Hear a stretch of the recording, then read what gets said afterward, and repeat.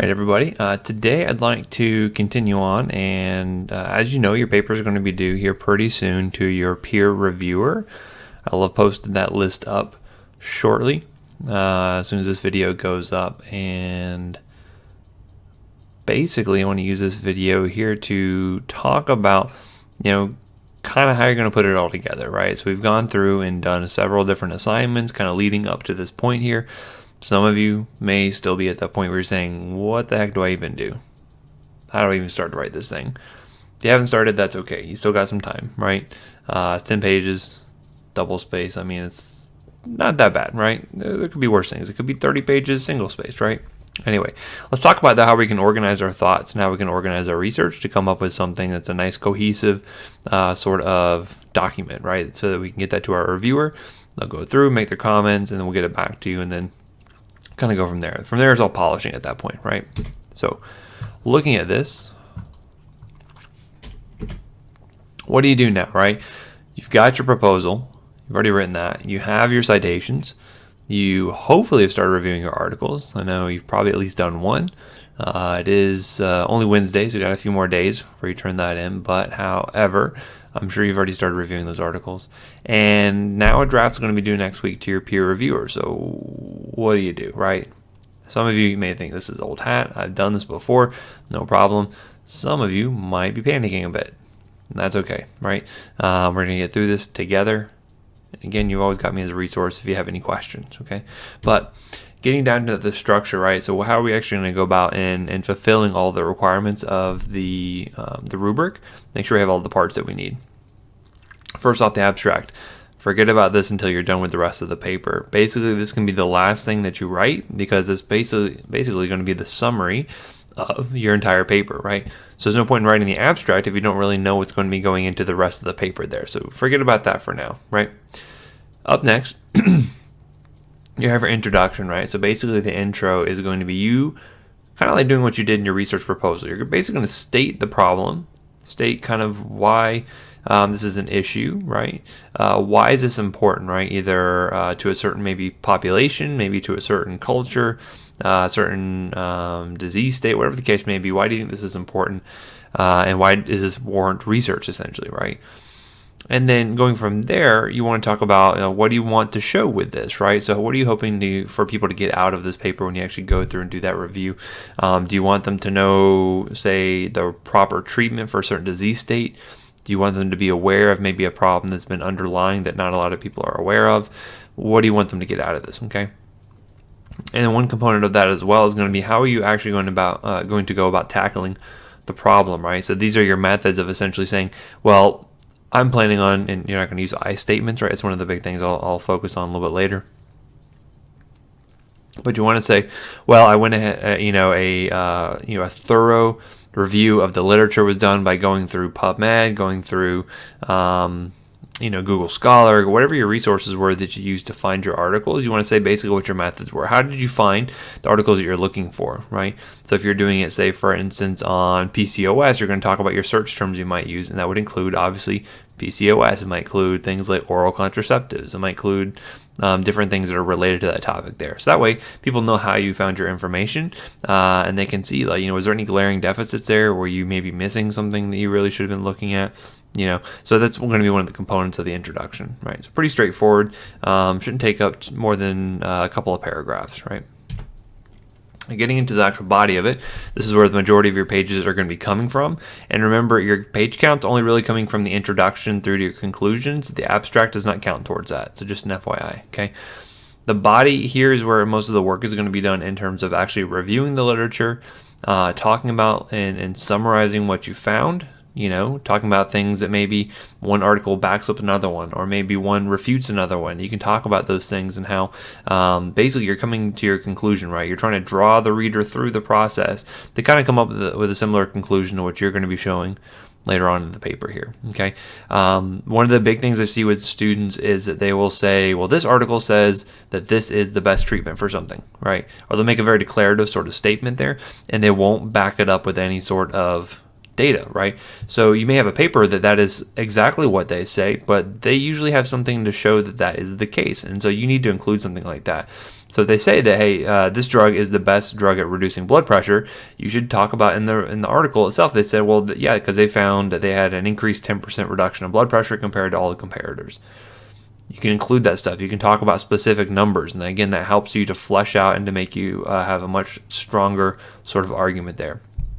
So back it up with statements or any kind of declarative statements with facts, with figures. Again, that helps to flesh out and give your paper a little bit more, makes it kind of more sturdy in terms of when you're reviewing it for its sort of, its validity, I should say, right? Because you want to have a strong foundation. If people were to question you, say, well, how come you say this? How is that even true? You already have that information in there, right? You already have what's included in those articles, okay? Again, this should be written such that it is in a logical flow from one piece of literature to another, right? So they're kind of drawing you through the scope of the problem to get to whatever conclusions you're looking for. And kind of the reader should be able to come to their own conclusions as well, right? So you'll find that as you go through and kind of mix and match the different articles and the order you put them in, that you should get a pretty logical flow with that. So that way it kind of makes coherent sense going through why you're going from one article to the next, okay? Next up, you're going to have your discussion. And so this is where you're going to be talking about kind of reviewing your findings, right? So in the actual body of the paper, you're going to find that this is really going to be much more on the objective side. You're just kind of stating the facts of what you found in the papers. When you get to the discussion, this is where you're going to start to kind of levy your own personal opinion on the topics. You can talk about things like, well, this article said that this is the best treatment, but look at the weaknesses of the article. Look at the fact that it had very few different types of patient populations represented, or the sample size was small, or maybe the statistical analysis was poor. Talk about the strengths of the research that you found as well. Say that, hey, well, this paper found that, maybe more modest results, but they had a really huge patient population, or whatever the case may be, right? You can also talk about things like where future research should go, right? You can talk about things like, well, due to ethical considerations, you can't do a randomized double-blind controlled trial, but perhaps we can try more prospective, cohort studies or something like that, right? You talk about where the future research should be going to. And then also you want to link this back to where your practice is going to be. Now, most of you don't know what you're going to be doing in terms of your practice, right? Some of you may have a very good idea, but think back to how this particular problem and what you found and what conclusions you came to could be applied back to those patient cases. So you as a practitioner, how is this information possibly going to change your practice? Is it educating patients differently? Is it recommending different treatments? What could it be? So think about that, and that's going to really be the thing that really drives it home to say, okay, here's how actual practice could change based on what I found, okay? And sometimes you may not find that your practice could change at all, but at least address it. That is part of the rubric there, okay? And then your conclusions basically kind of sum up the takeaway points for the reader. Again, this is not as detailed as an abstract would be, right? Because think about the abstract as being the thing that's drawing the reader in to read your paper. But the conclusion should just be kind of a bite-sized paragraph saying like, here's what I think you should take away from this article if you saw nothing else, right? Those of you familiar with the website Reddit, it's like kind of like the TLDR, the too long didn't read sort of summary. Okay, put a nice bow on it. Okay. References, that's going to be the last piece of the paper there. Again, this does not count towards your page count, again, because that'd be pretty easy to get a couple of pages out of that alone. Make sure these are in the order that they were cited within the text itself. Remember, we're going with AMA formatting, so make sure your in-text citations are pretty consistent with that, and those guides that I posted will show you that. And then, in general, lead towards oversighting rather than under, right? Anytime you make sort of a declarative statement that is not just a given fact, such as the sky is blue and grass is green, make sure you're citing that sort of thing, right? So if you're saying that, the pathophys of PCOS is X, Y, and Z, make sure you include something to back that up. Usually a textbook or something like that is good for kind of baseline sort of medical information, okay? Some tips, some things that I think some students could stand to hear in terms of kind of guiding them in towards writing a better paper. This is something I do in general, is I tend to overwrite. I tend to be very wordy when I initially write my first draft, and then I go back through and slash and burn, right? The goal is to make something that is clear, concise, and as brief as possible, right? The 10-page minimum is not meant to, to say, well, this is just the least amount you should get away with. But the idea is to take something that could maybe fill up 20, 25 pages and write it down to a very brief and succinct sort of paper that is getting the same points across with less real estate, right? Because again, busy practitioners, they don't have a lot of time to be reading these things. And so you want to be thinking about it from that mindset, right? So again, I want you to be concise, succinct, brief, terse, to the point. You're getting my point here, right? So again, go back through and read to say, like, do I really need this many words?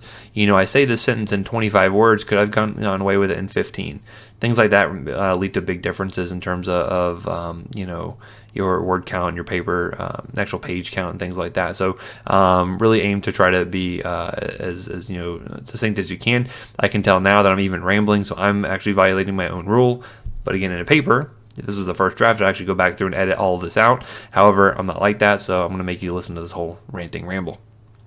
Anyway, try to remain objective whenever possible, right? So again, you may have some opinions on whether a piece of literature is good or bad or whatever the case may be, but just state the objective points, right? So when you're writing the body of the paper, just state the facts, what they found, what they didn't find, what they say their limitations were, X, Y, and Z. Be objective, right? More of your opinion comes into it when you actually get into the actual discussion and the conclusion there. So just kind of think about that in terms of how your voice will shift.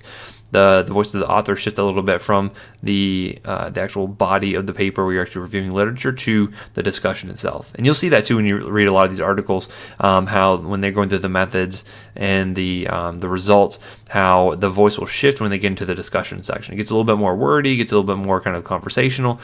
I say conversational, but it gets a little bit more, it's not as dry to read when you get into this sort of thing because it becomes a little bit more subjective, a little bit more opinion-based. So another thing to look at, don't use $5 words when a quarter word will do. What I mean by that is instead of trying to look for the most intelligent way to sound for certain things, sometimes it's smarter just to go with an easier, shorter word there, right? So again, you may try to include very large words that sound very smart, but just go with the basics if you need to. It's not to say that you should dumb down your language. If it's appropriate to use a more sophisticated word, go for it. But if you're not sure, err on the side of keeping it simple, right? So I was talking about keep it simple. Students, KISS, just go with that, right? Anyway. And then finally, spell check. Remember that spell check will not catch everything, right? So make sure to read back through it and make sure that, you are actually going through and missing words that, even though they're misspelled, they're actually a real word and they won't be caught by that. So for instance, if you misspelled TWO and only put TO, that's not going to come up as an incorrect spelling because that's an actual word, right? So I want to make sure you catch those sort of things. So just read back through, always go back through and make sure you can double check and make sure there's no mistakes that are there, because that's easy kind of stuff we can count off points for, okay? Anyway, so that is pretty much it. If you have any questions, please let me know, and we'll go from there. I expect to get a lot of questions from you in terms of getting that paper ready to go for submission to your peer reviewer, and that's totally fine. Make sure to email me, contact me, meet me on campus, whatever you got to do. I want to make sure everyone gets their concerns addressed there. Okay, thanks a lot, and I'll talk to you next time.